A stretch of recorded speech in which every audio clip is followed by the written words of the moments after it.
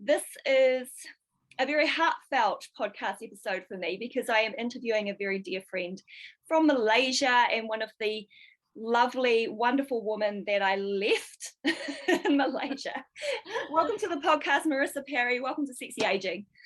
Thank you so much. I'm really excited to be here, but for some reason I have butterflies in my stomach.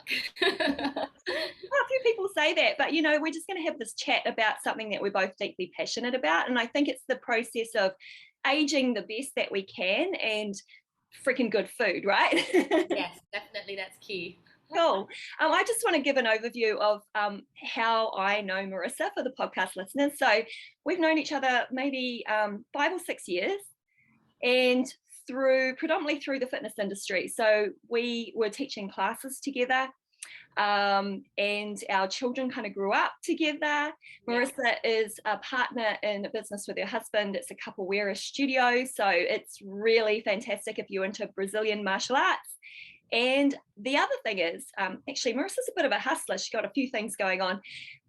She also has an online and delivery healthy food business. I'll let her talk about that, give you the details.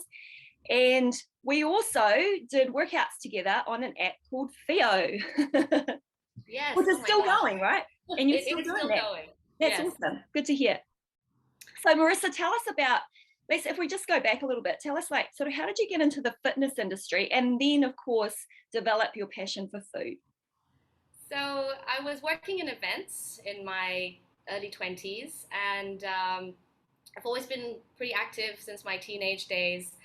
And I bumped into an old school friend at the gym, and she was telling me about personal training, and I wanted a career change, and so I thought, well, that's something that I love, and I took a personal training certification as my first step.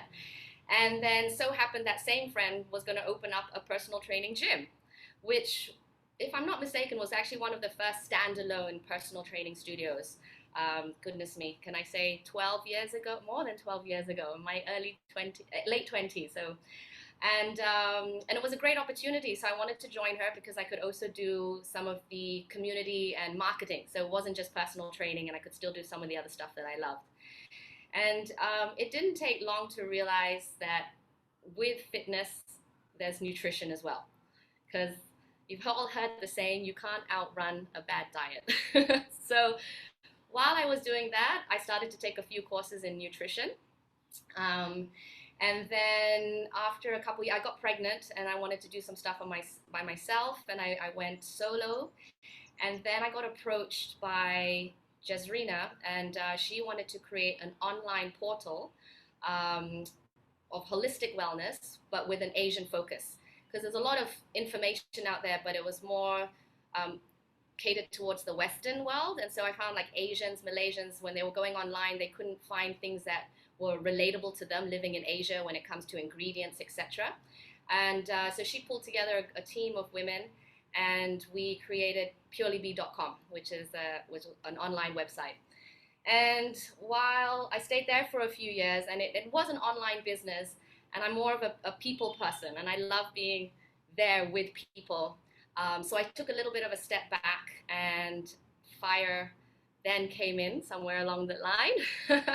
I'd actually met you, Tracy. I still remember. It was actually outside Get Active. It was, and I was thinking that's the place that you were personal training, right? Because my daughter's dance studio was like next door. Yeah, and I remember meeting you and being a little bit intimidated because I knew who you were, and you and Dave, and predominant in the fitness industry, and I'm very grateful that a few years later our paths really merged together, and I got to work with you at FIRE, which was the first boutique fitness gym in Malaysia, and an incredible place to be at, and it was awesome. And then I partnered with Alex, who was also one of the first creators for, she started in the healthy food delivery business a good 8-9 years ago. And it was called Lunch to You, and I was her customer first.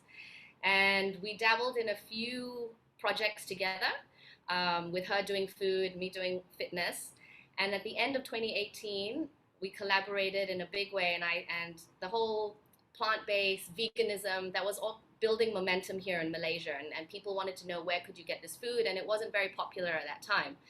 So I said, look, let's create a cleanse that's fully plant-based. And I really thought it was just going to be a little, it wasn't going to do well, or we would have a few people who wanted to join in, and actually now it's 2022 and we're still doing this cleanse, and it's every month now that we've got customers coming in, so that's really amazing. And yeah, so yes, I do wear a few hats. Yeah, But I absolutely love your business. So I think probably one of the coolest, I became one of the like hardcore customers during the lockdowns that we had. So just for some context for any listeners, when we had a lockdown in Malaysia, it was long. And we talk about lockdowns, we have police outside on the street, and you're literally not really allowed to leave the house unless you're going for emergency services or to the supermarket. So that was a big deal, and it actually went on for a really long time. And I just felt like, hey, if I'm gonna stay away from the fridge and the snacks, and then stop ordering the bad food, because in Malaysia the food is super cheap to order through a company called Grab, so you can pretty much order anything you like. We're talking like McDonald's and pizza. And the temptation is too great, right? So the fact that you made it so easy to order, plant-based meals, and you had these cleansers, and I want to dive down and talk about cleansing, but you just made it so easy, and I became like a bit of a hardcore customer, because it came to the door and there was no thinking about what I'm going to eat and how I'm going to cook, and I just didn't have to worry, and you were literally a lifesaver.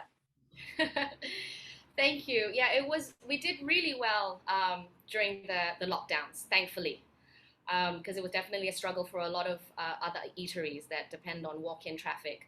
So although we had started pre-pandemic in the 2019 and had gained a lot of momentum there, when we did hit pandemic in 2020, thankfully our numbers for the cleanse especially didn't lower too much, which was awesome. Although, so there was a lot of people like you who are working from home, have your children at home, and then you've got to think about good meals because you want to be energized and nourished, right? And usually if you've got work, kids, the food is something that sort of takes a back end, and like you said, you just end up ordering any takeaway that's available. So I think that whole, because as the plant power cleanse is a 7-day cleanse, so you've got a whole week of food just yeah, like you said, delivered to you, and you don't even have to think about the snacks as well, Yeah. which can be a downfall for quite a few people. What are Yeah, you no, I thinking? agree. Just sort of moving into the thinking around cleansing, do you want to give us your view on cleansers? Because I mean, there's two camps, right? There's two thoughts. There are, and I've learned a little bit more, especially with hormones, about the idea of cleansing. So there is the idea of giving your liver and kidneys a break, giving your internal organs some rest time. And then there's the other part, sort of from a menopausal hormonal perspective, which says that you should not unnecessarily drop your calorie intake. But I personally found your cleanse quite filling. So do you want to give an overview around like how do you pull something like that together and meet both minds halfway? Okay, so the cleanse was created not as a calorie deficit.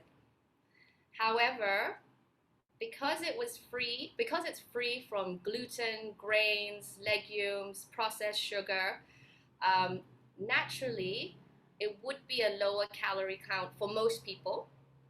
But then it's really high, it's nutrient dense. So that way you're kind of meeting it. And the other thing is that we're not strict, we're not policing you. So if you needed to add on to the meal, you could.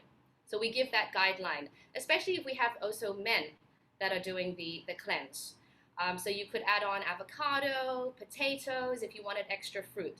So the cleanse itself, we remind people that this is really a good time to listen and understand your body a little bit more.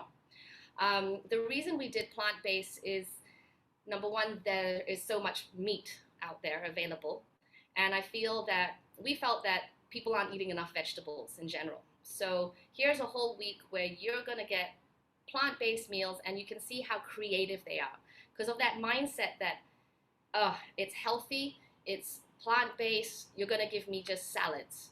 But it's far from that, as you know. And plus, being in Asia, people here are really spoiled for flavor. So we have converted some of our local delights into our plant-based cleanse. So we've got curry laksa, we've got tom yum, we've got nasi lemak, which is like a Malaysian favorite, but fits into what is ideal for the cleanse and free from all the other things that we've said. And we were quite strong with the word in terms cleanse versus detox. I mean, the body generally detoxes all the time if you've given it the right environment. And one way to give it the right environment is by eating the right amount, the right food, right? Because food is inflammatory if you're eating the wrong ones. And once you're putting your body in a state of inflammation, therefore you're going to reduce the ability for your body to detox. So when you speak about liver and kidney detoxing, it's again giving that your body the nourishment and the support it needs for your body to be able to carry out what it naturally does. And so another key thing is also why we want to eat a little bit less. So often when we overeat, the body is just constantly digesting food, and therefore it's unable to concentrate on the other things that it needs to do. So when we designed the cleanse, we wanted to give the body the support it needs.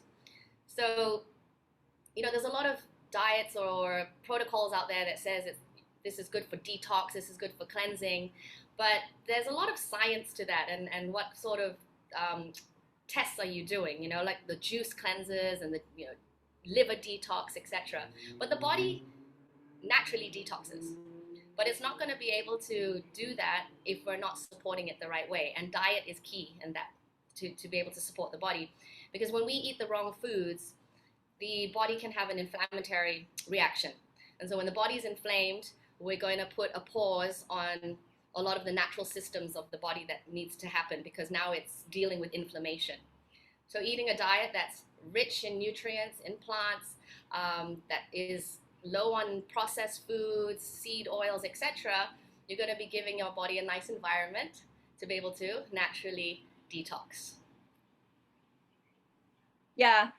Okay. So I think I really became addicted to your plant-based diet when I noticed that I had a high level of inflammation, and I didn't originally link it to perimenopause. And I've mentioned this a few times in other podcast episodes, but I noticed that certain things was happening to my body, my digestive system, my joints, and my sleep were really off, right? My sleep was disrupted, my joints were sore, I wasn't recovering, and there were certain foods that I couldn't eat anymore. And so I thought, okay, what am I going to do? And I spoke to you, and I looked up the science and did a bit of research, and realized that there was a real opportunity to embrace the plant-based eating method. I don't call it a diet either, and I just agree with you. We just don't eat enough plants. We eat way too much meat, massive amount of inflammation in the body by doing that. The process of digesting meat, and particularly as we age, becomes more challenging, and we need to top up with more nutrient dense foods, like you said. So as soon as I moved across to sort of the more plant-based, and I'm pescatarian, so I have a little bit of meat, or I have mostly fish, the inflammation levels just dropped straight down. And that's like one of the things I can attest to as I'm aging, that it becomes like even more important, because as soon as I go away from that, everything comes back, the skin issues, the allergies, it's like it comes back like tenfold. So, I can personally attest that after, doing your cleanses and continuing on quite a lot of those eating methods, things have been really, really good. What I freaking miss that Asian food, man. I miss your nasi lemak, which is crazy good. Like, as soon as you said it, I started salivating. I'm like, yeah, that's another thing I miss about Malaysia, is that you've created a plant-based nasi lemak, and everyone that's in the program, because we go onto these private Facebook pages, talks about that. So I'm gonna have to try and freeze pack some mushroom rendang for you and get it over to you. Find someone who's coming over, right? I know, I will. Okay, so irrespective of whether you're a guy or a girl, if you are getting a reduction in estrogen, progesterone, and testosterone, then your body will naturally start to become more inflamed. That's just what happens with aging. That's part of the aging process. So we can't stop those hormones dropping, but the inflammation that happens in the gut, that does become a challenge. So what can you recommend, and what do you know about gut inflammation? Because I think this is one of your passions. So inflammation it's a really complex topic because we talk about inflammation a lot, and without going into it too deeply, we've got the inflammation that we're all very familiar with that happens on the surface if we have a cut or a bruise or etc., and then our body responds to that and it wants to heal. But we've got the inflammation that's happening internally, which is, I wouldn't say it's silent, because eventually we're going to have symptoms that there is inflammation in the body. Now, when you talk about specifically gut inflammation, actually this can appear in multiple ways. So the inflammation could be in your gut, it could be anywhere in the body, but some of the things that you had mentioned, joint pain, some sort of skin rash, things like stomach discomforts would be a no-brainer that there's something wrong happening inside the gut. Sleep, so when your sleep is affected, you have inflammation. What's some of the other ones that you have? Water retention, and then you're gonna puffy eyes, eye bags. So these are some of more of the not so bad symptoms, but then you're gonna start moving into chronic disease. So that when you've got high inflammation, then it moves on to autoimmune disease that can be triggered, etc. So, like you said, in perimenopause, menopause, which I'm no expert in, and you have done so much research, when estrogen starts to reduce naturally in the body, inflammation goes up because estrogen is an anti-inflammatory hormone. So we can't do much about that because it's just the body going through its natural process. But what we can do is lifestyle changes. So taking notice one thing of what's happening, which you did so clearly. A lot of times people just sweep it under the table. Oh, my joints hurt, and it hurts in the morning. By the afternoon, it's fine, and then they put it aside. Or sleep being one of the main factors when people start not sleeping well, and that actually drives inflammation up. So you're inflamed, you're not sleeping well, and so inflammation is still increasing more and more and more. Today's talk, why we're talking about plant-based is it has proven to reduce inflammation in the body. Meat, dairy, too much sugar, too much flour-based foods are highly inflammatory. Do we need to take this out of our diet? We don't, unless you're suffering something quite chronic then and you're working with your doctor and they've advised you to. But it's finding what works for you and what doesn't. So I think that's another thing with going on a plant-based diet is it's a really solid foundation. And like you, I just say diet in that loose term that's the way we eat every day, but it's not a diet. There's nothing restrictive about it. Yeah. And then from there, you take out what doesn't quite work for you. So for example, the other thing is we've got food sensitivities. And some people find that like we found on our cleanse, some people can't digest raw cauliflower. They get bloated afterwards. Does that mean that it's bad for you? Not necessarily. But if it keeps on causing you discomfort, then that's a vegetable that you don't eat. That's raw. Some people generally do need a bit of meat, whether it's more a mental satisfaction or there are some crucial vitamins and minerals that actually do come from meat that some people absorb better than through plants. Iron, for example. And therefore, you want to add a little bit of meat into your diet. Do you eat it every day? Certainly we don't. And you talk about, people talk about the caveman diet and all that stuff. And I feel like we are so far from that now. Our body has definitely evolved. Our gut has completely changed. We are not living in the jungle.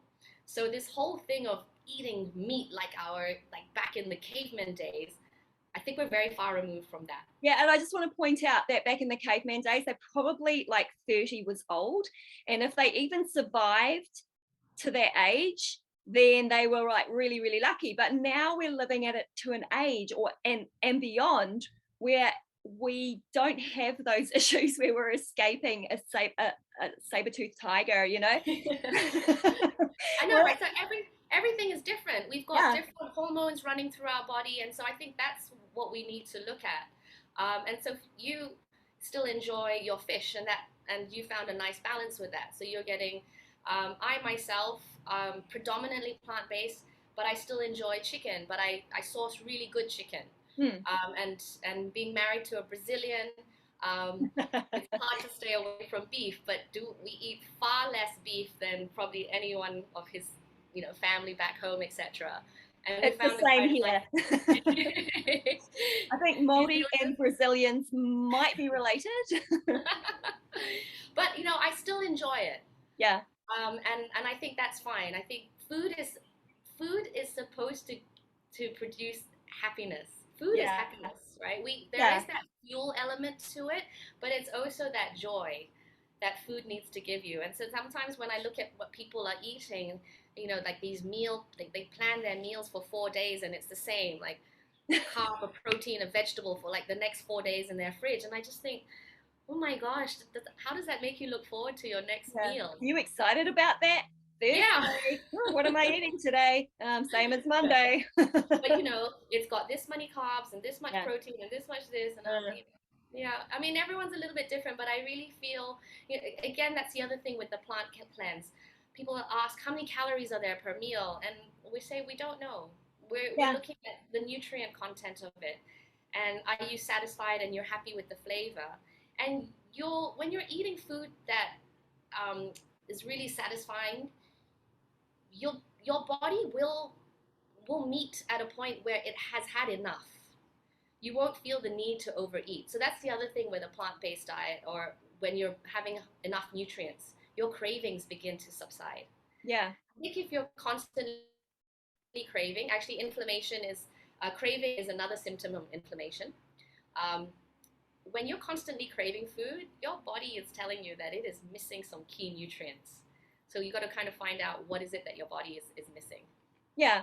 So when you talk about a cleanse, I almost think of it like a reset, because some of those inflammatory hormones, you've got cortisol, you've got and the imbalance with insulin. When you've got high levels of cortisol, you've got adrenaline from not knowing what's going to happen from one day to the next. You've got leptin, you've got ghrelin. So you've got all those kind of hormones that kind of mess with your digestive system and don't let you naturally get back on track, like how we're supposed to eat. And that satiety from healthy foods and nutrient dense foods, like we don't know that feeling enough.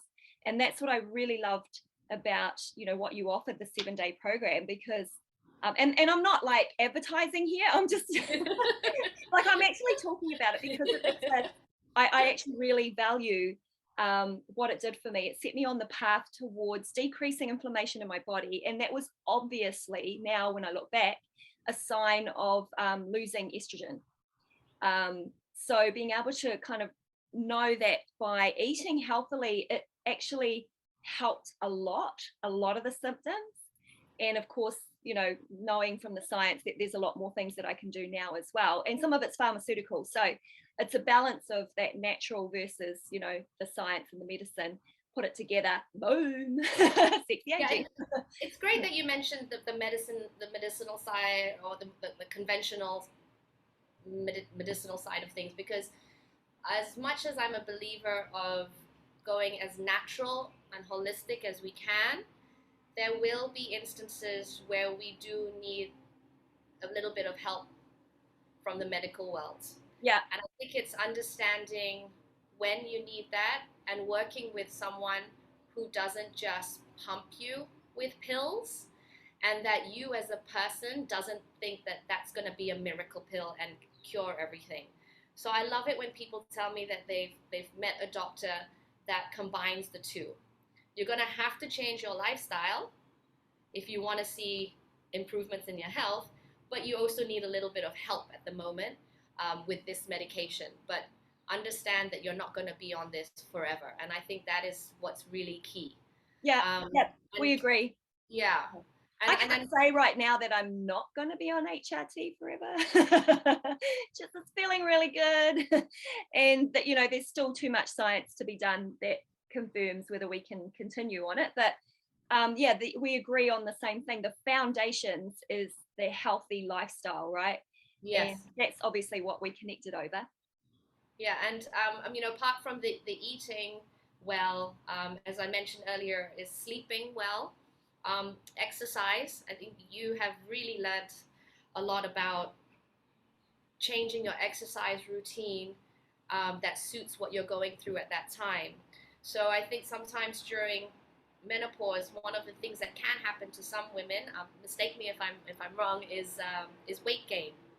100%. And then and they panic. So what do? They reduce their calories and increase their workouts. And increase their workouts, and that's like, boom, that's a bad combination. And the weight's probably going to come on more, the hormones are going to go all over the place, the sleep, and so more inflammation in the body. So it is really understanding where you're at your point of time, and then adapting and changing up, and exercise being one of the key ones, right? Because too vigorous at a certain point is going to yield negative results, rather. And like you, for yourself, if I'm not mistaken, you've now taken on more strength training than you used to.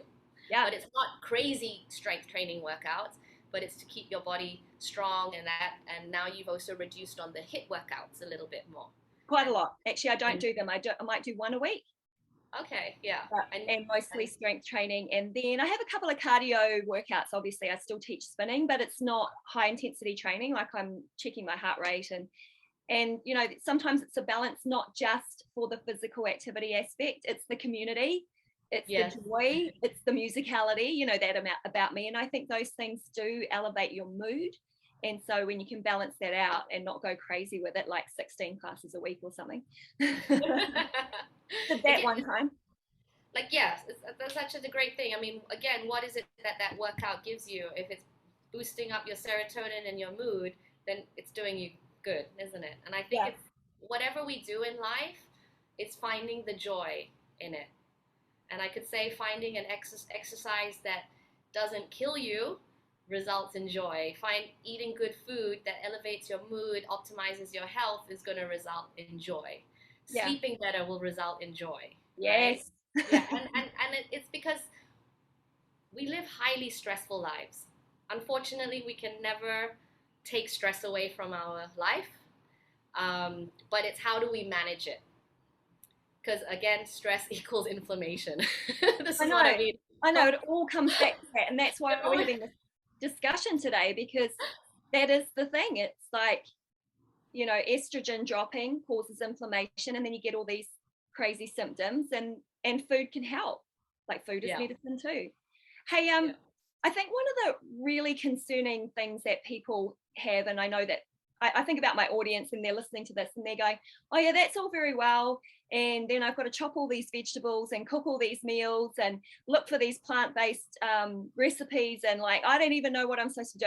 Can you give us some fast hacks to just improving the way we eat on a daily basis? Like, what's some really simple things that we can do to incorporate more plants into our daily lives? Okay, so rather than thinking of chicken is going to be the star of the dish tonight, why don't you think of cauliflower as the main dish tonight, the star of the dish? So I think we've been brought up to always think, oh, what's for dinner tonight, Mom? Oh, we're having roast chicken. What about roast cauliflower? Yeah. And then we'll add on whatever goes on to the side. Stir fries are so easy, and you can get so creative with them. And just by adding in simple things to bring out the flavors, grated ginger, I loaded with garlic, putting in capsicum inside there, and just different veg will give you a different flavor. I just really think stir fry is, it is, even myself, I'm really lucky to do the business that I do and have the kitchen that we do and have access to that food. But prior to that, it was stir fries, so it's stews. If you've got the weekend, cook up a vegetable stew that can be frozen, and then you can portion it up and stuff. Bolognese. It doesn't have to be meat. It can be a vegan bolognese made with mushrooms, celery, carrots, and that's really easy. And you bulk. So basically, what I'm trying to say is cook in bulk. Yeah. And it can be frozen. And frozen, yeah. And just think vegetables first and meat second, right? Or third. Yeah. Yeah, definitely. Cut out processed food. Yeah. Think about how much processed food are you buying when you go to the supermarket. Just have a look into your trolley and see how many things are coming in a can or a packet, for example. I don't know if the healthiest part is the periphery of the supermarket. Now, in New Zealand, you're spoiled with beautiful markets, I'm sure, right? Yeah. So, yeah, your cart should be full of fruit and vegetables. So fresh goods is what you want, and reducing the processed food. And I don't know if I'm going off tangent here, but practice mindful eating. Be really present. Yeah, I was wondering if you were going to speak about that, because you were the first person that I'd ever heard say it. And when I had to think about what you said, I realized that there was power to it. So do you want to just expand on that? Yeah, so again, the lifestyle that we're living, it's very fast paced. And when it comes to meal times, we're either sitting at our desk, eating on the side, or we're eating with friends and we're busy chatting. And so we don't take much time, or we're sitting in front of the TV and eating. A lot of families or children with their iPads in front of them and eating. And we've really got to take away those distractions and just sit with our meal for a little bit. Also, I know you can't do that when you're with friends. Everyone's going to sit there in silence for the next 20 minutes and not say anything. But actually, it's just taking a moment to have a look what's on your plate and just take it in. And maybe even just talk about it with your friends. And then enjoy the flavors. So and once you can, that's being mindful. It's being present at that moment, and not just shoving food in your mouth and just getting on with things. And there is so much truth in taking 20 minutes to finish a meal because of the message from your tummy to your brain. And that's often why people are hungry, or they go straight for a dessert, because they'll eat their meal within 7 to 10 minutes, and then they'll order the dessert, because their body hasn't registered that it's eaten. And then later, 25 minutes later, they're like, oh my God, I ate too much. Yeah. So just giving your body time to digest and to process what you've just done. Yeah. And giving thanks to your meal, taking a minute. Yeah. And of course, we can't do this 100% of the time, but even if you did it half the amount of times, I think it's a good practice to do. Yeah. When we spoke about it, it actually did change how I see food. So when I'm eating my meal, especially if it's a really healthy meal, I visualize the amazing nutrients seeping into the cells of my body and decreasing the inflammation and energizing the cells. Like, I visualize it, like, especially if it's green stuff, I'm just like, this is so good. And I can see, because if you're like a science geek like we are, you can see the cell and you can see the mitochondria and you just see it going, woo, it's awesome. That's incredible. I like that. I'm gonna remember this story. But you're right. We have to see. It's the same with exercise, right? And when you're working a certain, like, for example, if you're doing a bicep curl, you don't just lift the weight up and down. You visualize what that lifting of that weight is doing for your bicep, and it just intensifies your workout, right? When you hone into that muscle. So like eating, we're working our whole body. So if you can visualize food going in and swimming through your body and doing everything that it needs to do, you're going to get the incredible benefits from it. I mean, as long as you're not thinking of, well, no, actually, if you're thinking of gooey cheese running down your digestive tract, that one might make you very happy. I think it kind of makes you go, oh no, that might not be a good thing. or not too much. Yeah. Right? Yeah, love the taste, don't like the sensation, right? Yeah. I'll have a couple of bites. That's made me happy, and then now I'm done with that. Hey, Marissa, I'm so excited that this was the very first conversation that I've had on Sexy Aging around nutrition and around food and around inflammation. And so I'm so grateful that you came on today, and I will see you soon. Thank you so much for having me. I'm really honored to be a part of your podcast, and incredible talent that's been on your podcast. So I'm really honored. Thank you so much, Tracy.